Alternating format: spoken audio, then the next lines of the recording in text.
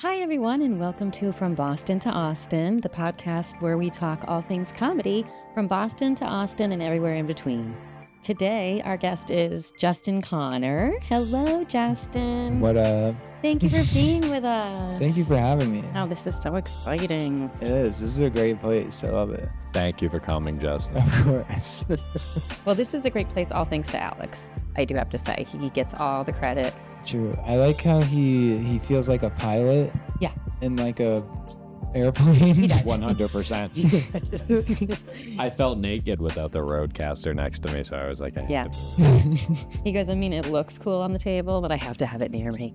I do, because for some reason my voice was like really loud on the last episode. So, do you want to jump into some questions? Sure. Because we have lots to talk about, but I want to ask you a little bit about yourself. We want to get to know you a little bit. Of course. So when did you start doing comedy and whereabouts?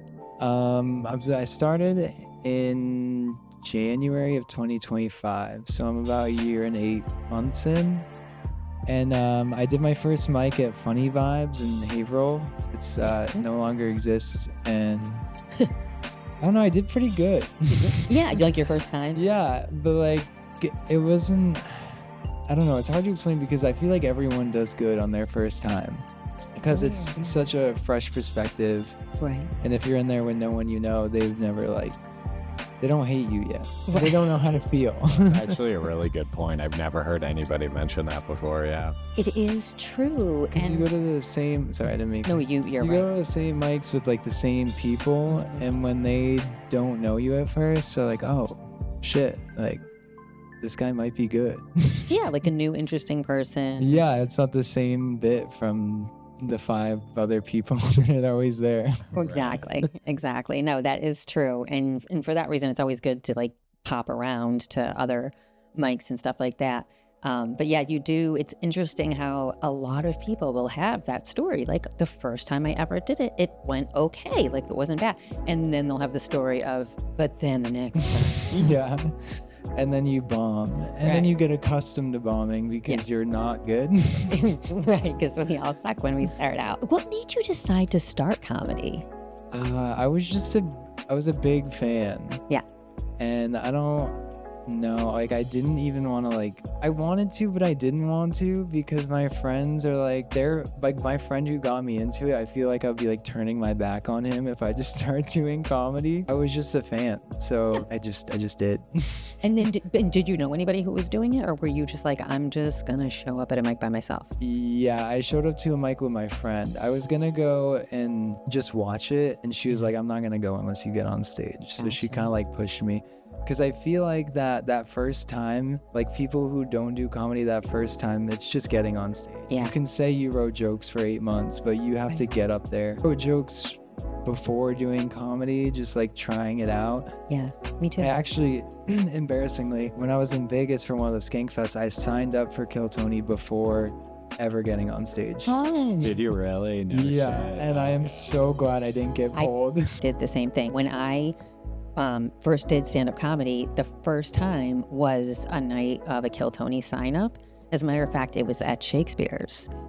Like, I did the same thing you did. I wrote a minute of material, and I wrote other jokes too, but I had a minute that was prepared for Kill Tony. Went and, because I was like, I don't want to start doing comedy in the Boston area, around home, you know what I mean? I'm like, you can't be a prophet in your hometown kind of person, kind of thought. And I was like, if I bomb, nobody will even know who the hell I am, right? So I was like, that's perfect. And my birthday was coming up, and his birthday, we're a week apart. So I was like, let's take a trip down to Austin for our birthdays. And so we did, and I'm going to start stand-up comedy. So that was the very first time. Because what they used to do at Shakespeare's is they used to actually do an open mic there inside the bar on the second floor. So there was a bucket, but but everybody could pretty much get through, you know what I mean? Because you're waiting there for hours, and you just get up and do your minute. And so that woman, Karen Jones, I was chatting up with her, whatever. She was sign, Karen, yeah, she's great. I always talk to her when we get onto Austin. I always hang out with the old ladies because I'm an old lady. The Sherry beside you. It's like, yeah. Well, you fit in with everybody. Yeah, that's true. But she's like, put your name in the bucket. So, when it was my turn, I went up, I did my minute, and people, I got fist bumps, and they got, chuckled a little or smiled, because I already knew the thing about open. I already knew comics don't tend tend to laugh at other comics. So I wasn't expecting them to be like, oh my God, that was great. You know? And they didn't know it was my first time ever doing stand-up comedy. I didn't get pulled that night. And man, I was also so grateful. I feel like you have like a kind of an advantage because you're like a professor. Yeah. So you can like talk to groups of people. Exactly. So I feel like that like comes naturally. Like, I mean, it's not much of a consolation, but before comedy, I was doing rap music. Oh. Yeah. Well, that's pretty cool. So you were like already kind of used to performing in front of people. Yeah, and even like writing jokes like wordplay and stuff like that, it Yeah. kind of comes in handy, you know. Absolutely. Exactly. Yeah, that's interesting. That is true. And it is interesting how there are comics who also do rap. Yeah, You're not the first person I've heard. You know, I've heard that Sag several Daddy times. the God. Yeah, I opened for him a couple weeks ago. No, Oh, yeah, really? yeah, Yeah, at the Mocha Pot. Oh my God, that's Yeah. right. Yeah. I'm That's so sick. jealous. Okay, so yeah, dude, tell us about that. Yeah, That's fucking so sick. bro. I've also been a big fan of Sagalo since for like 5 years now, maybe. Like he He's used to have the podcast, Here's the Scenario. Ah. And I was subscribed to their Patreon. Like I love Sagalo, so it was Yeah. so like fucking surreal. Yeah, and then Alex got him to do the Mocha Pot, and he asked me if I wanted to open for him. I was like, hell yeah! And he was hanging out at the show, and I was like, I can't talk to him until like after I go on stage, because if I talk to him and bomb, I'm gonna actually kill myself. Like, Absolutely. Yeah. but so I went up and I killed, and I talked to him. And I was like, dude, I'm like such a huge fan. Like this is crazy for me, and it was a great show. It was 2 shows. We did a 7 and the 9:30. Yeah, I think that was like one of my first like big deal Yeah. shows. And Oh, it was- absolutely. That is a big deal, man. That's awesome. Yeah, I love Sagalo. I got a picture with him and everything. Hell yeah. There was you guys know 603 Barbecue? I don't know. I feel like I do. They do like a lot of like catering and Okay, stuff. yeah. Like they cater to like Bert Kreischer's Fully Loaded tour. Like Oh, well when they were in like Guilford or something, and like gotcha. Right. they've In New worked with Hampshire. like Theo Vaughn and stuff. So in the green room they bought like a shit ton of barbecue, and it was just Oh, nice. Oh, that's dope. steak fucking melts in your mouth. Hell yeah, dude. Damn. I'm so jealous. It was I want to get on a show there. Yeah, if you do the Mocha Pot open mic, So that one, I think, is it on a Tuesday? Because I'm gonna. Yeah. So I told him, I'm like, it's only like, what is it, 45 minutes? I bring. So I yeah, was like, yeah, Manchester. I was like, we gotta. Really? we It's gotta- that close? Oh, it's 45 minutes to Manchester. Okay, Yeah. okay. So 45 minutes. So we're definitely gonna get to that one because that was so 100%. cool. Yeah, if you like Alex gives chances to like newer comics too, so it's nice to have a booker who's Of course. and that venue is so cool. Like That's what I want to know. Yeah, when they do the open mic, it's just a coffee shop Sure. basically. But when they have shows, it's real like intimate, and they have all the chairs really close. They have a curtain, so you Right. can't see inside. It feels like a real club. Oh, cool. Yeah, I was listening to like Sagalo's podcast after, and he was talking about Yeah. he loved it. Yeah, and Aaron Berg. Yeah, Amber, I went to that show too. That was fun. I wasn't on it, but it was nice to see. Yeah, because he was saying that he thought it was a great little room too, Yeah, and how they did a really good job, like making it. yeah, and like I don't know, the atmosphere was just amazing. Yeah. Oh my gosh, that's awesome. Definitely have to get up Yeah, there. that's awesome. That sounds super cool. Mocha Pot in Manchester, New Hampshire. Yeah, shout out. Hell yeah. Yeah, shout out. Are you kidding me? You guys obviously have sexual chemistry. That we do. But no, you gotta get that, you gotta have, Just this morning. yeah. I know. I was like, I had to pound her out this morning just to set her straight. Yeah, so you better be good on the podcast. Exactly. Just kidding. She used a strap on. Oh Lord. We're not there yet. A boy can dream. Before you, started doing comedy, did people like think you were funny? Do you remember like the first time somebody told you were funny? I would try to be funny. I don't know. Like nobody really gave me the validation. I had one close friend who would give me the validation, and I would always talk about it, and I'd write jokes before, and I just never. It was just that one friend, so I was like, I don't Yeah. believe you. Like when I tell her a joke and she laughs, I'm like, I know I'm charming, but no. I used to write jokes in notebooks too, and I was like, I mean, they were stand-up comedy jokes, but like I was never necessarily thinking if I was ever going to become a stand-up or even try it. It was just like in my mind, I just wanted to maybe someday, right? It's always a pipe dream. Like you're like, I don't know if I can. But once you're like deep in it, you can't stop. It's so addictive. Yeah. It's crazy. You really can't stop. I mean, if it's like if you have it in you, then it's like an addiction for that. It's like you can't. Yeah, it becomes like all encompassing to a degree. Yeah, it's like I gotta stop doing cocaine and get high on comedy. Yes. No, you don't. You You can find a balance. Yeah. I know. You have to find a balance with everything in comedy. What's the weirdest place you've ever performed? Probably my backyard. Yeah.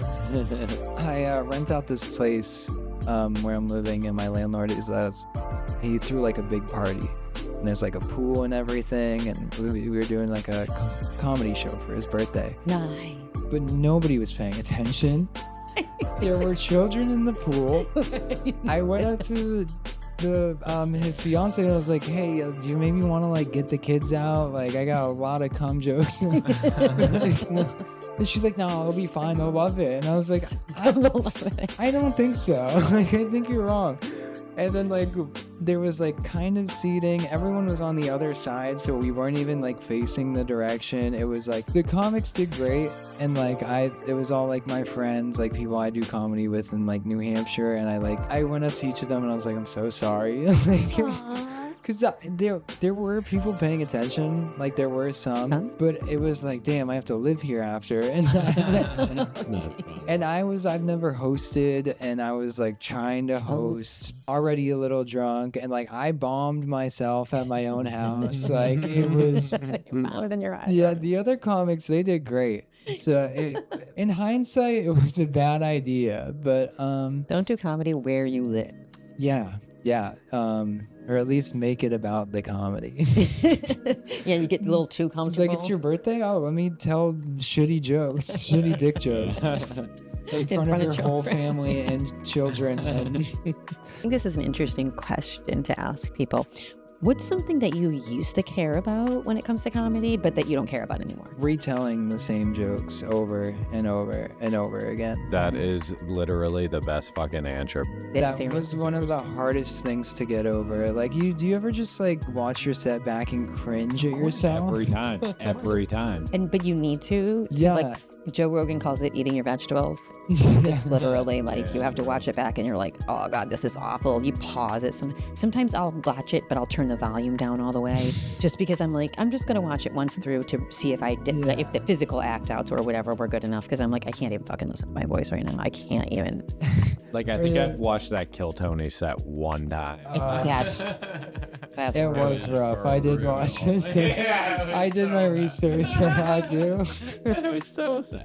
But yeah, it's one of the, because like also when you have a new tag, you're excited. Yeah. But then the joke starts eating shit because they know it, and you're like, wait guys, hold on, I got a new part here. I know, it's so true. Yeah, I know. And you have to like not base like what you're gonna change like on something like that, and like a room full of comics that already know most of your set. Like you can't base it on that. And another part of it is also, it's like you need to not show them that you're bored with this joke. You need to come at it with the same energy every time. It's like acting. You got to like really put your whole pussy into it. Yeah, I totally. I love the band The Eagles, and like Glenn Fry got into an argument with, I believe it was Randy Meisner, right? Because they would sing the song "Take It to the Limit," and I liken what you just described to a great rock band who has to sing that goddamn song again and again and again. They feel the same way. They feel the same fucking way, right? But they have to act like they're just as excited to sing it as their fans are to hear it, right? Yeah. Even though they're not, right? They're bored of it. This guy, Randy Meisner, he didn't want to sing "Take It to the Limit," right? And so Glenn Fry was like, you're gonna get up on that fucking stage and sing that fucking song because these people paid $200 fucking to come here tonight. This was their whole fucking year. You have to like tell yourself that, like, it doesn't matter that you're sick of that joke. You're tired of it because you know it works. They'll also, if it's they'll read you like a book. If you go up there unsure, if I go up there and don't turn it on, I don't know what it is, but you kind of have to like flip it on. It's a switch. If I don't turn it on, they know, and it's just bad. Yeah. It derails the fuck out of me. Oh, totally. And so I try to practice I try to get like past that, or you have to perform the same jokes over and over again. You just have to in stand-up comedy. That's what you have to do. First of all, you have to do it to get them properly memorized, right? So I just try to almost think of it like it's a play. Like, if this is my part in a play, and I have to act it out this way, and I have to do it the same every time, even if I know these people have heard, And I'm a terrible actor. Yeah, same. I try to come genuinely, but also throw in a little enthusiasm because I have stoner voice. Like, it's just unavoidable. No, same. Yeah, voice is important because Alex, he'll write great jokes. We collab on really good jokes. It's the delivery that's the hardest part. If anybody even senses like that vulnerability, like you were saying, You're done. Well, there are stages to it, right? Because the first stage is like you have to drop that cool guy that and not worry, right? About I get tons of pussy. Everybody just wants to hear about your fucked up life. Ultimately, yeah. So that there's that, and then of course a lot of people do have that little stage fright, right? Right. A lot of people don't like talking in front of people. Public speaking, I like public speaking, and I'm used to it. So with you, having like your voice is like a little monotone, where you know what I mean. So he has to work to like emote more. To connect with your crowd and like bring them in. So let's talk about Skankfest. Right. Do you want to? Yeah. So much fun. So are you going this year? Yes. Yeah, okay. Yeah. Pretty sure we're going. We're like almost locked in. 95% sure at this point. Like basically if you're on their photo video team, which is what we volunteered on, we're not on this set building. We're not, doing security. We're not doing any of that stuff. So they have to get all that lined up first. Yeah, so we're photo video. So you probably, saw that the people working there were wearing the bright yellow, right?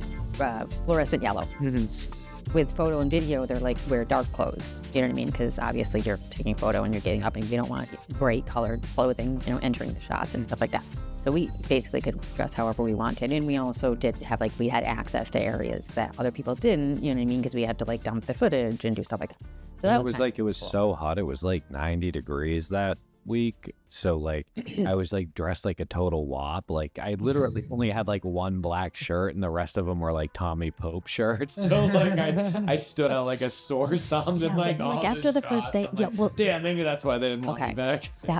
So we followed all the rules, except I do have to say the first day we followed all the rules. But the first day wearing dark black and gray, it was so hot, dark colors like that, and wearing pants and whatever. So yeah, we didn't wear dark colors the best time because it was just too hot. We were just too hot. And the ring was directly in the sun. So that was the worst. Yeah, I was staying at the Hampton Inn. Most of the comedians were. Yeah, we're staying there this time. Yeah, I met Kim Congdon in the elevator. I met Dan Soder in the common area. Yep, totally. I know. Speaking of Kim, it was so trippy when I was recording one of the fights. Yeah, she was I didn't even notice that was who was right next to me. She tapped me on the shoulder. She was this is crazy, huh? I was yeah, this is totally wild, huh? He's recording it, and so she's just isn't this crazy? Well, yeah, and he's her a picture in the elevator. And then I asked for a picture, and she was please don't hurt me. Were you alone in the elevator? Yeah. So she was I'll take a picture with you. I was you're Kim Congdon. Yeah, and I saw her standing there, and I looked at her, and I didn't say this because I didn't want to sound creepy, but all I could think was, oh my God, she has the most beautiful skin. And I know some of it's because I'm 52 and she's 32, right? So when I was 32, I'm pretty sure my skin was pretty nice, probably. But I just was so jealous. She has absolutely fucking flawless, gorgeous skin. Flawless. Can I touch it? I know. I felt that way too. I was how do you even do that? Probably it's youth. You know what I mean? It's probably just youth. I would just love to wear your skin. Exactly. That's exactly why I'm don't say a word, Jenny. Don't say a word because it's just going to come out weird. Your skin, where did you get it? Something stupid like that. And I'm fucked up every day at Skankfest. Obviously, you guys probably can't be. Yeah, I buy the ticket so I can get fucked up. So whenever I meet a comedian, I'm oh my God, I'm sorry I'm so high. You're my favorite. That's my opener. It's so true that it's definitely a different experience because we talked to tons of the comics.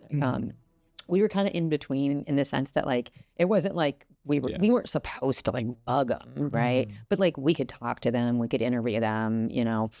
We just kept it more natural. We didn't like bombard anybody, you know what I mean? And so that was really nice. But we were essentially like sober. I mean, it's not like you couldn't have a couple puffs of a joint. They even tell you that, like in the rules, they're like, you know, don't be drunk at work. And then they're like, we don't mean a couple of puffs of a joint. You know what I mean? They're like, don't be ripping lines of ketamine. But yeah, so you're essentially, we were like, you know, sober the whole time. We so were ripping lines of no, ketamine. we were not.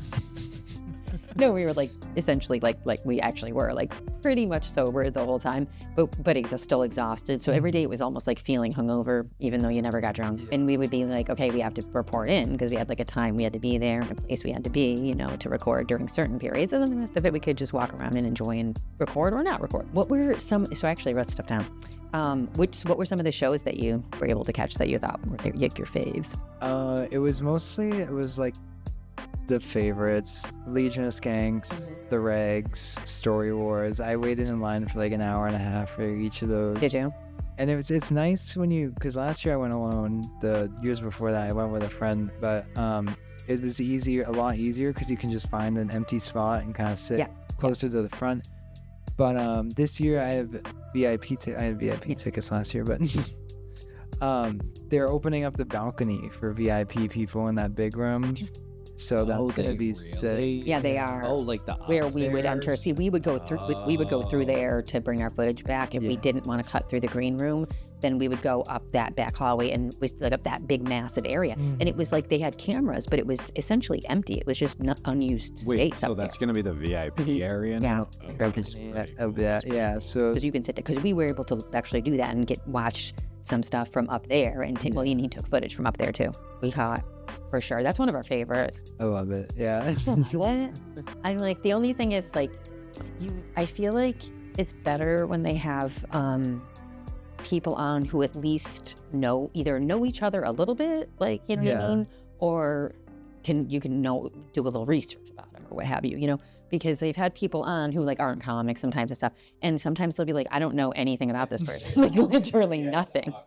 Because then it's like, well, it could definitely be this person's story because I literally know nothing about it. Like, you know what I mean? Zero. Like, so sometimes I'm like, you know, and then I like the way that like how it's like they can have bigger guests on, like, because I'm a Skanks fan, obviously. yeah, for But sure. like I like how they can have like a fucking gay wrestling nerd. Absolutely. So like when they had Becky Lynch on Story Yeah. Wars, I thought that was fucking sick. Yeah, if it's somebody that people are familiar with, it's good too. Yeah, it's just every once in a while there'll be someone who might be famous in another way, but other people, the comics might not like know anything about them.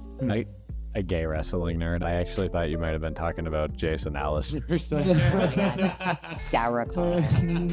You're right. That's more of the gay wrestling nerd. Jason, you're the fucking man. You kick the shit out of me. I love you. Did you go catch the naked roast?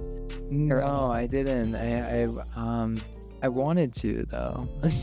We only went to one because Was it Priya? Did we see Priya? Actually, we did see Priya Blunt's. She actually did a great job. She won. She just Gosh. Great, right? Yeah. And everything. Like, she had a really good about it, yeah. Great racks, great jokes, yeah. And then actually, I ran into her in the ladies' room because I was Following her. right. Yes, I was like, I want to see that. I just coincidentally ran into her in the ladies' room, and I was like, I got to ask her. First, I told her obviously that she was awesome, and that she crushed, she killed, she absolutely deserved to win. I said, when you were up there, after like a minute or two, didn't the fact that you were naked, did you kind of forget that you were naked? You know what I mean? And it almost just became like any other. And she was like, I did. It's like, once you get over that I'm exposed, then you're just making your jokes and you're just doing, you know, and I feel like that would happen eventually. Like, and it might not take that long for that to, because that switch that flips that you talked about, it's like if you're in performance mode, of course it's going to feel weird that you're naked and other people aren't. But like, I mean, let's face it, as comics, don't we always feel like we're standing up there naked? I don't know. Were they looking for people to sign up to do the naked roast? I don't know. I'm not sure either. I'm honestly not. I feel like if they were, it was probably just any female comic that would be willing to do it. But like, you know how you give like a spoiled little boy a brand new shiny toy and they just have to fucking destroy it? It's so true. Right. So true. And he set me up perfectly to be able to say that, because that is very true. Anything you can only blame yourself. I know, and it's so bad at this point. I'm just assuming she's banging black guys. You wish. That's just what I fantasize. That's what he wished. I get a boy can dream. A boy At to least drink. let me watch. That's literally, he was like, he'd only be mad if I came home without a video. Exactly.